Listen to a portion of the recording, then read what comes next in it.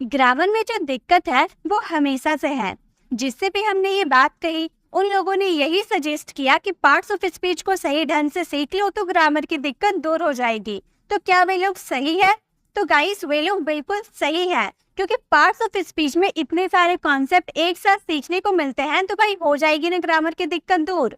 तो आज के इस वीडियो में हम पार्ट्स ऑफ स्पीच को ही कवर करने वाले हैं और पार्ट्स ऑफ स्पीच में जितने भी कॉन्सेप्ट आते हैं सभी को हम बिल्कुल इजी वे में समझने वाले हैं। सारे कॉन्सेप्ट को समझने से पहले पार्ट्स ऑफ स्पीच होते क्या है हम वो समझ लेते हैं। तो पार्ट्स ऑफ स्पीच, पहले हम ये जानते हैं कि स्पीच मतलब होता क्या है। तो गाइस स्पीच का मतलब होता है भाषण। अब भाषण क्या होता है, स्पीच कैसे रेडी होता है?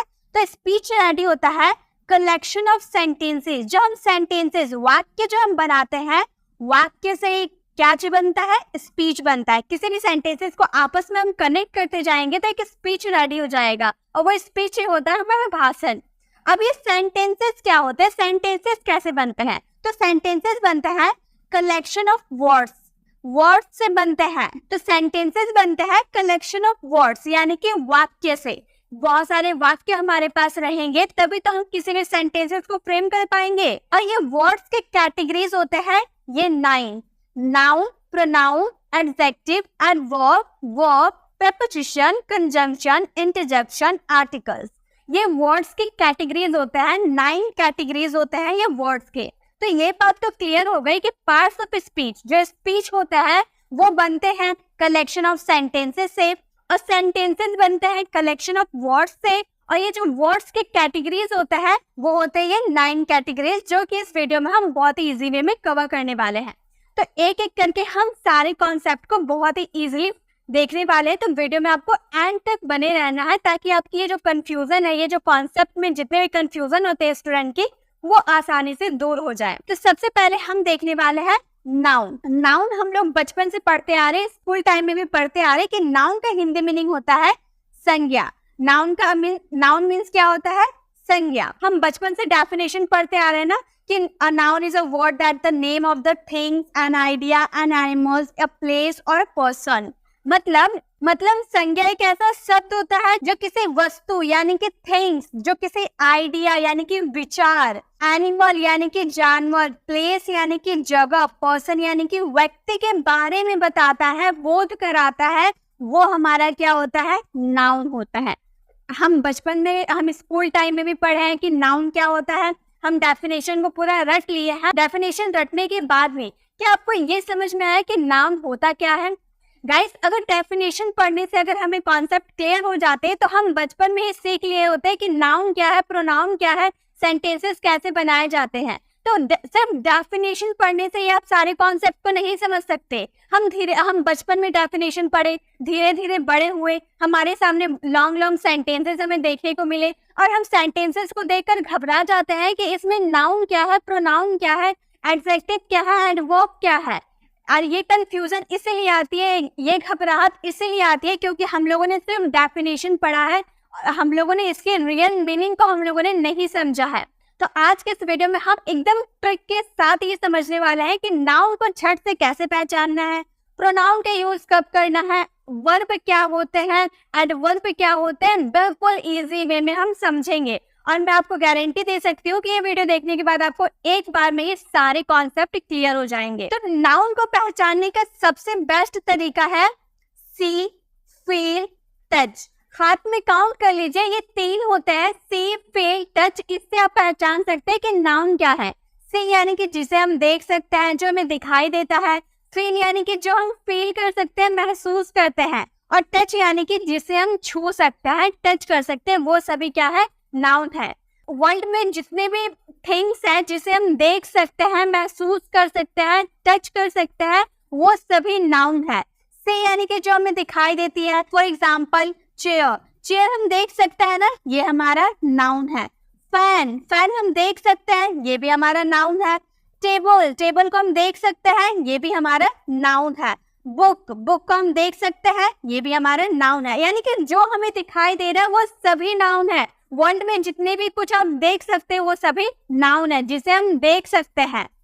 फील की बात करें, जिसे हम महसूस करते हैं, जैसे कि एयर। हवा, हवा को आप महसूस करते हैं, गार्डन में जाते हैं, गार्डन में जब हवा चलती है हमारी बॉडी को टच करती है तो हमें फील होता है ना कि आज ठंडी हवा चल रही है या फिर गर्म हवा चल रही है, हमें महसूस होता है, हम फील करते हैं। तो जिससे हम फील कर सकते हैं वो भी क्या है, नाउन है।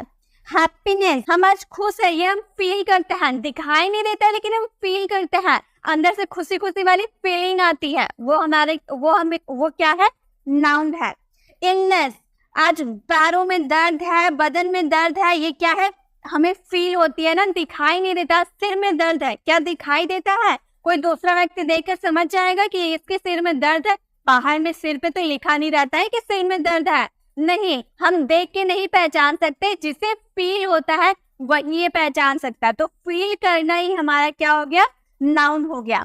और टच की बात करें कि जिसे भी आप देख सकते हैं वो वस्तु को आप छू भी तो सकते हैं, चेयर को आप देख सकते हैं तो चेयर को आप टच भी तो कर सकते हैं, फैन को आप देख सकते हैं तो फैन को टच भी तो कर सकते हैं, बुक को आप टच भी तो कर सकते हैं। तो जिसे हम देखेंगे उसे हम टच तो कर पा रहे हैं, यानी कि वो सभी क्या है, नाउन है। तो इससे बात आपको क्लियर हो गई कि नाउन क्या है, जिसे हम देख सकते हैं, जिसे हम महसूस कर सकते हैं, जिसे हम टच कर सकते हैं, वो सभी क्या है, वो सभी नाउन है। तो आपको अब कोई दिक्कत नहीं होगी, कोई भी सेंटेंस में आप जब भी आप सेंटेंसेस को फ्रेम कीजिएगा तो उसमें आपको देख के समझ में आएगा कि ये क्या है, नाउन है। तो गाइस, आपको वीडियो के एंड में एक क्वेश्चन भी मिलेगा जिसमें आपको पहचानना है कि नाउन क्या है, प्रोनाउन क्या है, एडजेक्टिव क्या है, वर्ब क्या है, वो वीडियो के एंड में आपको मिलेगा। क्योंकि सारे कॉन्सेप्ट आप पहले समझ जाओगे, देन आपको सेंटेंसेस में बता सकते हो कि क्या नाउन है और क्या प्रोनाउन है। तो आपको वीडियो के एंड में होमवर्क मिलेगा और आपको सभी स्लाइड का स्क्रीनशॉट लेने की भी जरूरत नहीं है, क्योंकि इन सभी की पीडीएफ आपको मेरे टेलीग्राम चैनल पर मिल जाएगी। अगर आपने अभी तक हमारे टेलीग्राम चैनल को ज्वाइन नहीं किया तो डिस्क्रिप्शन में दिए गए लिंक पर क्लिक करके आप हमारे टेलीग्राम चैनल को ज्वाइन कर सकते हैं। चलिए, नाउन को तो हम लोगों ने अच्छे से क्लियर कर लिया। अब हम बात करेंगे वर्ब की। वर्ब क्या होता है, वर्ब को हम कैसे पहचानेंगे। वर्ब का मतलब होता है क्रिया, एक्शन। किसी भी सेंटेंस में कोई काम होता है, कोई क्रिया होती है, वो क्या होता है, verb. A verb is a word of group of words. A verb is a word of group of words that is used to indicate that something happens और एग्जिस्ट। क्रिया एक ऐसा शब्द का समूह है। A word is a word of group of words. क्रिया एक शब्द या शब्दों का समूह है जिनका उपयोग that is used, जिनका उपयोग इंगित करने के लिए किया जाता है कि कुछ होता है या मौजूद है। मतलब किसी भी सेंटेंस में वर्ब का यूज कहाँ किया जाता है, ये पहचानने के लिए कि उस सेंटेंसेस में कोई काम हो रहा है या नहीं, ये पहचानने के लिए हम वर्ब का यूज करते हैं। चलिए, डेफिनेशन से तो नहीं समझ में आएगा क्योंकि डेफिनेशन तो हम बचपन में पढ़े हैं, डेफिनेशन से अभी तक हमें समझ में नहीं आया। अब एग्जाम्पल ट्रिक हम देखते हैं कि इसे कैसे पहचाने कि ये वर्ब है। तो जब भी किसी क्रिया के लास्ट में आपको ना देखने को मिल जाए, जो भी वर्ब आपको देखने को मिल रहा है उसके लास्ट में अगर आपको ना देखने को मिले तो वो होता है वर्ब। अगर हम लिखे खेलना, यहाँ पे आपको लास्ट में क्या नजर आ रहा है, ना नजर आया ना, तो ये हमारा क्या है, वर्ब है। ये हमारा वर्ब है। खेलना, पढ़ना, लिखना, बैठना, दौड़ना, खाना, पीना, सोना, सबके लास्ट में ना आ रहा है। आप बोलोगे या देखोगे तो आपको समझ में आएगा ना कि उसके लास्ट में ना आ रहा है। जैसे पढ़ना ना आ गया, लिखना ना आ गया, सोना ना आ गया। तो जिस भी क्रिया के लास्ट में आपको ना देखने को मिले तो वो क्या है, वर्ब है, वो हमारा वर्ब है। जैसे कि चलिए कुछ वर्ब का एग्जाम्पल लेके देखते हैं। खेलना, खेलना को हम क्या बोलते हैं, प्ले। ये हमारा क्या है, वर्ब है। इसके दो फॉर्म्स होता है, प्ले फर्स्ट फॉर्म होता है, सेकेंड फॉर्म प्लेड होता है और थर्ड फॉर्म प्लेड होता है। तो यही तो हमारा वर्ब होता है जिनका यूज हम किसी भी सेंटेंस में करते हैं। सेकेंड, अगर हम कोई और वर्ब ले ले जैसे कि रीड, सेकेंड और हम कोई वर्ब ले ले जैसे कि रीड। रीड का मतलब क्या होता है, पढ़ना। रीड यानी कि पढ़ना, इसके भी लास्ट में ना आ रहा है यानी कि हमारा वर्ब है। रीड का सेकेंड फॉर्म हो जाता है रेड और थर्ड फॉर्म हो जाता है रेड। यानी कि इसका सेकेंड देखने में सेम होता है बट इसकी प्रोनाउंसिएशन अलग की जाती है, रीड, रेड, रेड। ठीक है। अगर हम ले ले जैसे खेलना हो गया, खाना ले लेते हैं। खाना को हम इंग्लिश में क्या बोलेंगे, ईट। खाना मीन्स ईट, इसके भी लास्ट में ना आ रहा है यानी कि वर्ब है। इसका सेकेंड फॉर्म होता है एक्ट और थर्ड फॉर्म हो जाता है ईटन। ठीक है। तो ये होते हैं वर्ब, जिसके भी लास्ट में आपको ना देखने को मिलेगा वो सारे हमारे क्या हो जाएंगे, वो सारे वर्ब हो जाएंगे। तो किसी भी सेंटेंस में जैसे राम खेल रहा है, तो खेलने का काम हो रहा है ना, खेलना हो रहा है ना, तो ना हमारा क्या हो गया, वर्ब हो गया। तो इस तरह से आप पहचान सकते हो। वर्ब पहचानने का बस यही तरीका है कि जिसके भी लास्ट में आपको ना देखने को मिल रहा है किसी सेंटेंस के लास्ट में, तो वो हमारा वर्ब होता है। ठीक है, नेक्स्ट है एडजेक्टिव। एडजेक्टिव का मतलब होता है, हिंदी मीनिंग होता है विशेषण। एडजेक्टिव मतलब विशेषण। विशेषण यानी कि किसी की विशेषता, किसी के बारे में हम कुछ बताते हैं। जैसे an adjective is a word that tell us the more about a noun, मतलब नाउन के बारे में वो कुछ बताता है। एडजेक्टिव का क्या काम है, ये नाउन के बारे में कुछ बताता है। इट डिस्क्राइब्स और मॉडिफाइज अ नाउन, मतलब जो नाउन होता है उसके बारे में ये संशोधित या वर्णन करता है, मतलब डिस्क्राइब करता है। कैसे, चलिए मैं एक ट्रिक के साथ बताती हूँ। डेफिनेशन से उतना नहीं समझ में आएगा तो मैं ट्रिक के साथ आपको बताती हूँ। तो एडजेक्टिव को पहचानने का तरीका है good, bad, neutral. Good, bad, neutral से हम पहचान सकते हैं कि एडजेक्टिव है। गुड यानी कि अच्छा, बैड यानी कि बुरा, न्यूट्रल यानी कि सामान्य, उदासीन। अब गुड, बैड और न्यूट्रल से हम कैसे एडजेक्टिव को पहचानेंगे। गुड यानी कि अच्छा, जब आप किसी की अच्छाई को बताते हो, जब आप किसी की अच्छाई को बताते हो, जैसे कि अगर आपको बोलना हो ब्रेव, आप किसी को देख रहे हो और बोल रहे हो बहुत ब्रेव है, बहुत बहादुरी से काम करता है, तो आप उसकी क्या कर रहे हो, अच्छाई कर रहे हो ना, उसकी अच्छाई बता रहे हो आप, तो वो हमारा एडजेक्टिव हो गया। किसी की अच्छाई आप बता रहे हो, जैसे कि आप किसी लड़की को देख लिए तो आप ब्यूटीफुल बोल रहे हैं, तो उसकी अच्छाई को बता रहे हो कि वो देखने में बहुत ही सुंदर है, ब्यूटीफुल है, उसकी अच्छाई बता रहे हो, तो वो क्या हो गया, हमारा एडजेक्टिव हो गया। अगर आपको बोलना हो वो बहुत मेहनत करती है, वो हार्ड वर्किंग है, तो हार्ड वर्किंग क्या हो गया, हमारा एडजेक्टिव हो गया। आप जब भी आप किसी की अच्छाई बताओगे, उसकी गुड क्वालिटीज को बताओगे, तो वो हमारा एडजेक्टिव होगा। अब है बैड, जब आप किसी की बुराई करोगे, जैसे अगली, अगर आपने किसी को देखी बोला वो देखने में बिल्कुल अच्छी नहीं है, बस सूरत है, ठीक है, अगली यानी कि बस सूरत है, देखने में कुरूप है, तो वो आप किसी की बुराई कर रहे हो ना, तो वो देखने में अच्छी नहीं है, आप किसी की बुराई कर रहे हो, तो वो भी क्या हो गया, हमारा एडजेक्टिव हो गया। अगर आपको बोलना हो टिमिड, यानी कि वो बहुत डरपोक है, हमेशा डरता है, टिमिड है, डरपोक है, घर में बैठा रहता है, किसी से बात नहीं करता है, तो वो भी आप किसी की बुराई बता रहे हो ना। या फिर आपको बोलना हो डिसऑनेस्ट, डिसऑनेस्ट यानी कि बहुत बेईमान है, हमेशा बेईमानी करता है, यानी कि उसकी बुराई, बैड क्वालिटीज आप बता रहे हो, तो वो भी हमारा एडजेक्टिव हो गया। तो जब आप किसी के एडवाइस, किसी की अच्छी क्वालिटी, गुड क्वालिटीज बताओगे, तो भी वो आपका एडजेक्टिव है। बैड क्वालिटीज बताओगे, वो भी आपका एडजेक्टिव है। और न्यूट्रल क्या होता है, न्यूट्रल यानी कि सामान्य, उदासीन। जैसे कि अगर आप किसी, जैसे कि लॉन्ग यानी कि लंबा, मान लो आपके सामने से एक लड़का, मान लो आपके सामने से कोई गुजर के जा रहा है, वो काफी लंबा है, मतलब नॉर्मल जितनी लंबाई होनी चाहिए उससे ज्यादा वो लंबा है, तो उसे देखकर आप ये तो बोलोगे ना कितना लंबा है वो, तो उसकी लंबाई क्या उसकी बैड क्वालिटीज है या गुड क्वालिटीज है, क्या है उसका लंबा होना बैड क्वालिटीज है या गुड क्वालिटीज है, कुछ भी नहीं है। ना आप उसकी अच्छाई कर रहे हो, ना आप उसकी बुराई कर रहे हो, आप सिर्फ देखकर आपने कमेंट किया कि वो देखने में लंबा है, वो नॉर्मल जितनी लंबाई होती है उससे वो लंबा है, तब उसकी ना बुराई कर रहे हो ना अच्छाई कर रहे हो, वो न्यूट्रल है, सामान्य है, तो वो भी क्या हो गया, एडजेक्टिव हो गया। जैसे कि आपको लिखना हो हेल्दी, मान लो कोई बच्चा है, आपके सामने एक बच्चा है, वो थोड़ा हेल्दी है, तो आप उस बच्चे को देखकर बोलोगे ना कि वो हेल्दी है, गोलू मोलू सा है, क्यूट सा है, तो क्या आप उसकी बुराई कर रहे हो या फिर उसकी अच्छाई बता रहे हो, नहीं, ना आप उसकी अच्छाई बता रहे हो ना आप उसकी बुराई बता रहे हो, आप बस उसको देखकर आपने बस इतना कहा कि वो हेल्दी है, मतलब गोलू मोलू सा है। तो ऐसे वाले सिचुएशन में आपको जब उसकी ना बुराई कर रहे हो ना अच्छाई कर रहे हो, तो वो एडजेक्टिव होता है। ठीक है, तो एडजेक्टिव आप 3 तरीके से पहचान सकते हो, गुड, बैड, न्यूट्रल। इन 3 तरीके से आप समझ सकते हो कि वो एडजेक्टिव है, तो किसी भी सेंटेंस में आप एडजेक्टिव पहचान सकते हो। नेक्स्ट हमारा एडवर्ब। एडवर्ब का मतलब होता है क्रिया विशेषण। अभी हम लोगों ने क्रिया देखा, क्रिया यानी कि वर्ब, और विशेषण यानी कि एडजेक्टिव। ये हमारा 2 याद रखिएगा, क्रिया यानी कि वर्ब था और एडजेक्टिव विशेषण यानी कि एडजेक्टिव था। ये दोनों को मिलाकर हमारा क्या बन गया, ये दोनों को मिलाकर ही एडवर्ब बन गया, क्रिया विशेषण बन गया।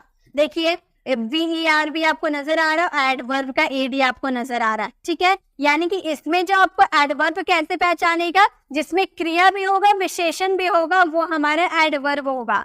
An adverb is a word that describes or gives more information about a word. An adjective another adverb. मतलब ये जो है ना वो किसी की विशेषता या फिर क्रिया के बारे में ज्यादा इंफॉर्मेशन देता है, ज्यादा जानकारी देता है। जैसे कि कुछ एग्जाम्पल लेते हैं ताकि हमारे माइंड में ये अच्छे से फिट हो जाए। जैसे अगर हमें बोलना हो रोहन रन स्लोली, मतलब इसका हिंदी मीनिंग क्या हुआ, रोहन धीरे दौड़ता है। स्लोली यानी कि धीरे। तो सबसे पहला तरीका एडवर्ब पहचानने का, सबसे पहला तरीका जब भी किसी वर्ड में, जैसे कि मैंने अभी यहाँ पर स्लोली लिखा था ना, तो स्लोली में आपको यहाँ पर क्या नजर आ रहा है, LY नजर आ रहा है। तो जब भी किसी भी सेंटेंस में आपको LY नजर आ जाए, देखने को मिले, यानी कि वो आपका एडवर्ब है। जिस भी सेंटेंस के लास्ट में आपको LY देखने को मिले वो आपका एडवर्ब है। जैसे कि स्लोली हो गया, स्विफ्टली हो गया, स्विफ्टली के भी लास्ट में LY आता है तो वो भी क्या हो गया, एडवर्ब हो गया। तो ये तो नॉर्मल हो गया कि जिसके लास्ट में LY आएगा वो क्या हो जाएगा, हमारा एडवर्ब होगा। लेकिन बहुत सारे एडवर्ब ऐसे होते हैं जिनके लास्ट में LY नहीं आता है, तो उसको कैसे पहचाने। तो गाइस उसको पहचानने का भी तरीका है। हमने बोला रोहन रन्स स्लोली, रोहन धीरे दौड़ता है। तो रोहन का जो क्रिया हो रहा है, क्या हो रहा है, धीरे दौड़ने का हो रहा है। यहाँ पर क्रिया क्या हो रहा है, धीरे दौड़ने का काम हो रहा है। जब भी आप क्रिया और उसकी विशेषता, आप उसकी विशेषता भी बता रहे हो कि वो धीरे दौड़ रहा है, आप उसकी क्रिया के भी बारे में बात कर रहे हो और उसकी विशेषण भी बता रहे हो, तो वो हमारा एडवर्ब होता है। तो रोहन रन स्लोली, रोहन धीरे दौड़ रहा है। अगर हम बोले रोहन रन फास्ट, यानी कि रोहन तेज दौड़ रहा है, रोहन का दौड़ने का काम तेज हो रहा है। रोहन रन्स जेंटली, रोहन जो है आराम से दौड़ रहा है, हवाओं का मजा लेते हुए आराम से दौड़ रहा है। या फिर रोहन रन्स रैपिडली, यानी कि पूरा तेजी से दौड़ रहा है, रैपिडली यानी कि पूरा तेजी से वो दौड़ रहा है। तो किसी भी सेंटेंस में अगर क्रिया और विशेषण आपको दोनों एक साथ देखने को मिल रहा है, यानी कि वो आपका एडवर्ब। अब नेक्स्ट हमारा है प्रोनाउन।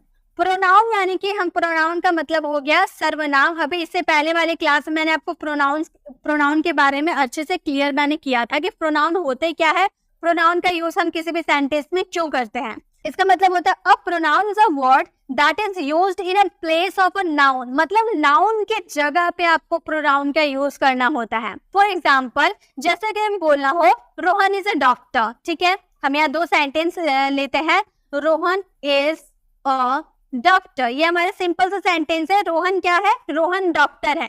अगर हम फिर से सेंटेंस बनाए, Rohan is my friend, Rohan मेरा क्या है, फ्रेंड है, रोहन इज माय फ्रेंड। यहाँ भी हम लोगों ने रोहन बोला, यहाँ भी हम लोगों ने रोहन बोला।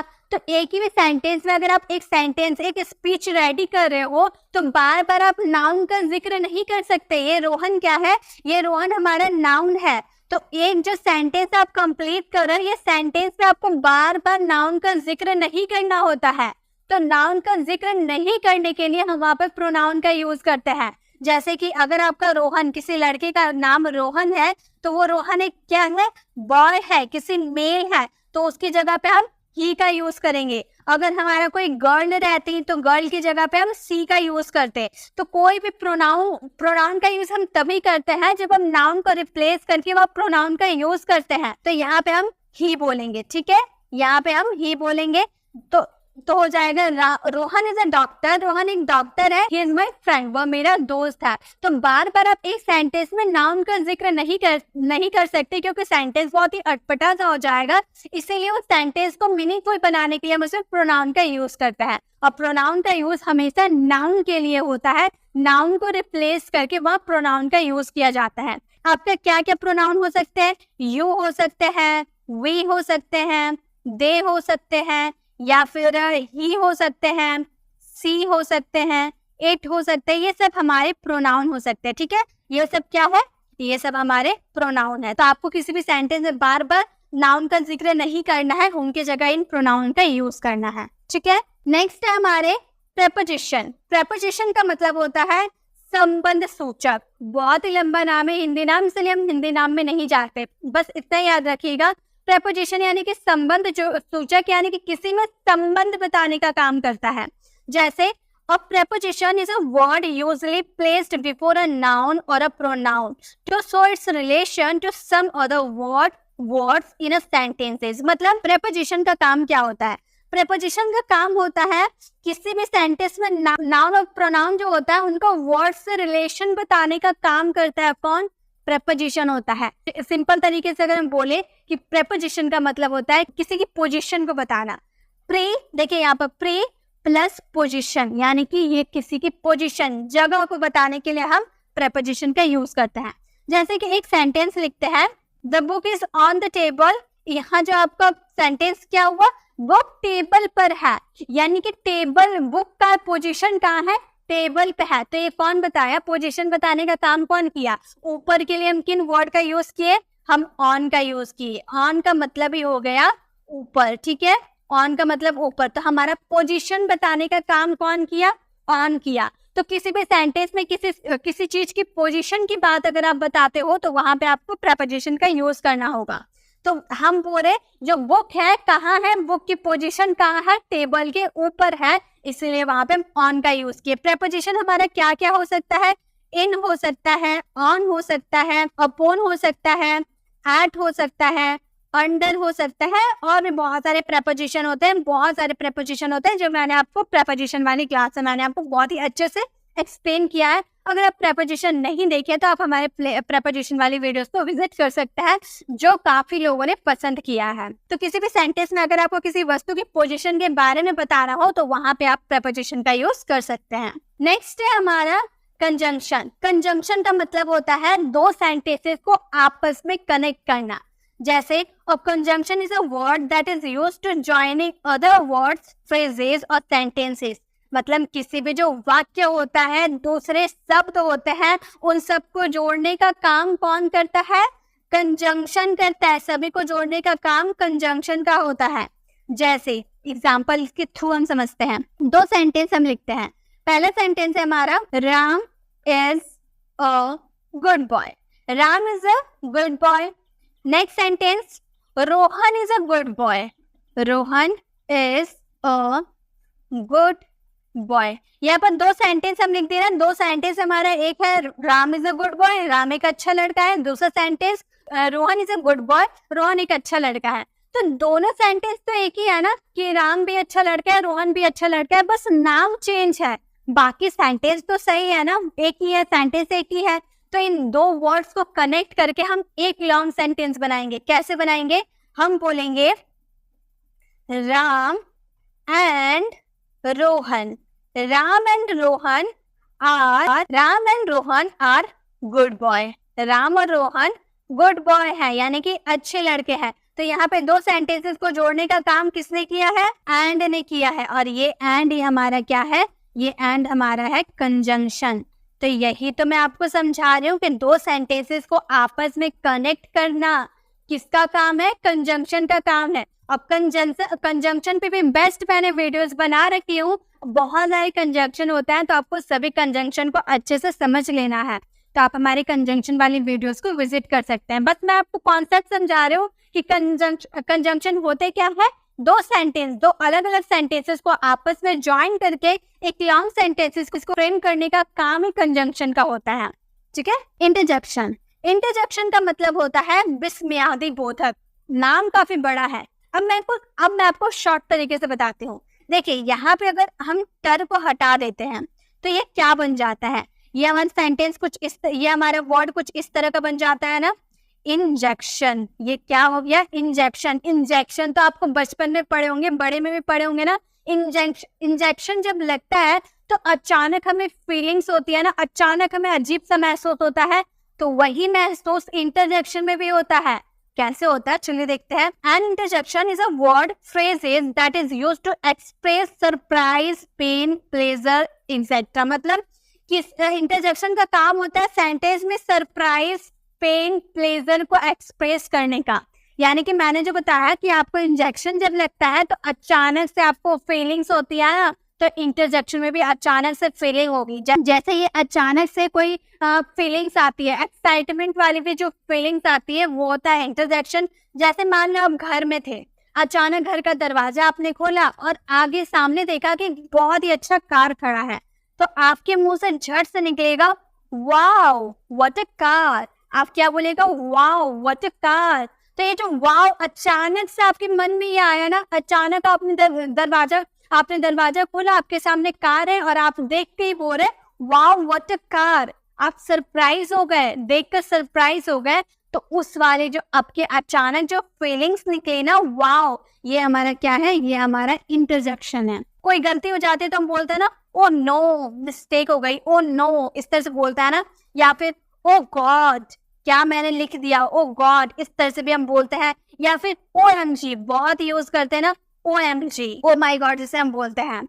या फिर हम किसी मैच वगैरह जीत जाते हैं तो हम बोलते हैं ना हुर्रे, हिप हिप हुर्रे, हम बोलते हैं ना। तो हुर्रे भी हमारे अचानक फीलिंग्स आती है, वो भी हमारा इंटरजेक्शन हो गया। या फिर चीयर्स, बहुत सारे मैच जीत गए, हम चीयर्स का भी यूज कर सकते हैं। या ब्रेवो, किसी को शाबाशी देते हुए बोलते हैं ना ब्रेवो। ये सब क्या है? ये सब इंटरजेक्शन है। तो आपको ये याद रखनी है कि अचानक जो आपको फीलिंग्स जो आती है, आपके मन में जो फीलिंग्स आती है एक्साइटमेंट वाली, या फिर कोई सा भी फीलिंग्स आती है अचानक, लेकिन आती है, सरप्राइज हो, पेन हो, प्लेजर हो, वो सभी क्या है? इंटरजेक्शन है। ठीक है, इंटरजेक्शन भी हो गए क्लियर। अब हमारे लास्ट जो यूजेस है वो है आर्टिकल्स। आर्टिकल्स बहुत ही ज्यादा यूज होते हैं स्पोकन इंग्लिश में। Articles are words that define a noun as a specific और अनस्पेसिफिक। आर्टिकल्स जो है तो शब्द होता है ना जो संज्ञा के स्पेसिफिक यानी कि विशिष्ट, जिसे हम हिंदी में बोलते हैं, या अनस्पेसिफिक यानी कि अविशिष्ट रूप को डिफाइन करते हैं। तो चलिए हम इसके डेफिनेशन पे नहीं जाते। आर्टिकल्स होते क्या है? हम बचपन से पढ़ते आ रहे हैं। आर्टिकल्स होते हैं a an the. A an the ये हमारे क्या है? आर्टिकल्स है। ए का यूज हम करते हैं कॉन्सोनेंट। जितने भी हमारे अल्फाबेट में कॉन्सोनेंट होते हैं सबके साथ हम क्या यूज करते हैं? सबके साथ हम यूज करते हैं ए का। सबके साथ यूज होता है ए। और एन का यूज हम किसके साथ करते हैं? जितने भी हमारे इंग्लिश अल्फाबेट में वॉवल्स होते हैं उनके साथ हम एन का यूज करते हैं। लेकिन द का यूज कब करते हैं वो मैं आपको बाद में बताती हूँ। पहले हम ए और एन पे फोकस करते हैं। जैसे कि मान लो मैंने यहाँ पर एक वर्ड लिखा अम्ब्रेला, बहुत कॉमन है ना अम्ब्रेला। अब इसमें आप पहचान कर बता सकते हो कि इसमें क्या लगेगा? ए लगेगा या एन लगेगा? तो आप बोलोगे वॉवल्स कितने होते हैं? 5 होते हैं। ए, ई, आई, ओ, यू। बचपन से पढ़ते आ रहे हैं, ये 5 वॉवल्स होते हैं। तो यहाँ पे यू आपको देखने को मिल रहा है ना, यू है ना, यानी कि इसमें क्या लगेगा? एन लगेगा। क्लियर? बहुत इजी था, पहचान के हम लोगों ने लगा दिया। एन लगता है, एन लगा दिया। नेक्स्ट हम लिखते हैं यूनिवर्सिटी। ठीक है, यूनिवर्सिटी।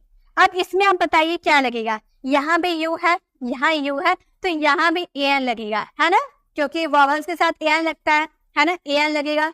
गाइस नहीं, इसमें एन नहीं लगेगा। क्यों नहीं लगेगा? यहाँ तो हम लोगों ने पढ़ा ए के साथ कॉन्सोनेंट के साथ ए लगेगा और वॉवल्स के साथ ए लगेगा। लेकिन ये तो हमारा कॉन्सोनेंट है, इसे हम क्या बोलेंगे? इसे हम हिंदी में बोल रहे हैं यूनिवर्सिटी। ये है यूनिवर्सिटी। तो ये जो य आपको नजर आ रहा है ये तो य कॉन्सोनेंट है। य कॉन्सोनेंट है ना, क से य तक होता है वो सारे हमारे कॉन्सोनेंट होते हैं। तो कॉन्सोनेंट के साथ तो ए लगाना है, इसलिए इसके साथ हम ए लगाएंगे, एन नहीं लगाएंगे।